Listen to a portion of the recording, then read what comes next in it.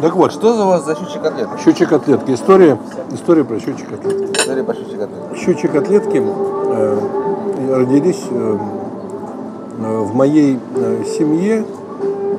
Значит, они пришли от бабушки, папиной мамы. Звали бабушку Фрума Юдовна. Естественно, значит, щучьи котлетки это была национальная домашняя еда. Да вот как-то раз, когда я уже был ресторатором, я пригласил бабушку. Нет, не так даже. Ну, а котлеты вы делали в ресторане? В ресторане начали делать, да. Ну да, по ее рецепту. Был какой-то семейный праздник, но мы занимали небольшой стол, там на 10 человек.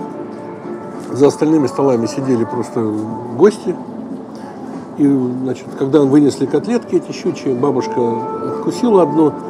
Я на одном торце стола сидела, а бабушка на другом. И она через весь стол очень громким, зычным голосом сказала: «Вова, а так-то ничего все, а вот котлетки у вас щучье говно».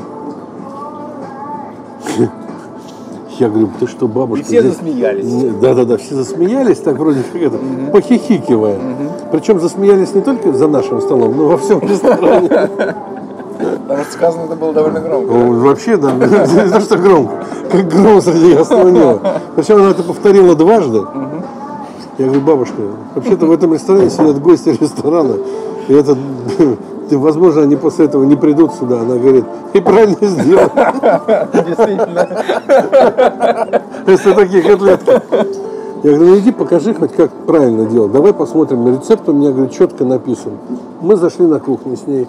Она, значит, давайте, говорит, делайте.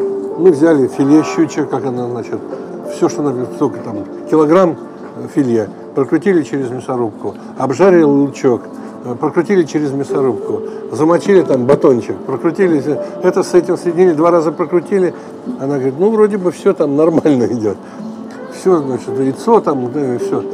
Она говорит: ну, выбивайте теперь. Там раз повыбивали. Она говорит: ну, вот все понятно. Выгони их всех к чертовой матери, кто у тебя работает.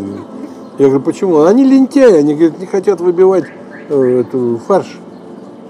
Я говорю: да? Вон а где собака-то зарыта, оказывается. Не вовсе не в рыбе, а в пальчиках, в ручках, в уме. И вот она там 60 раз туда, 20 раз сюда, в эту сторону. И понеслось. И я не знаю, я лучше ничего в жизни не ел. Никто не делает такие котлеты.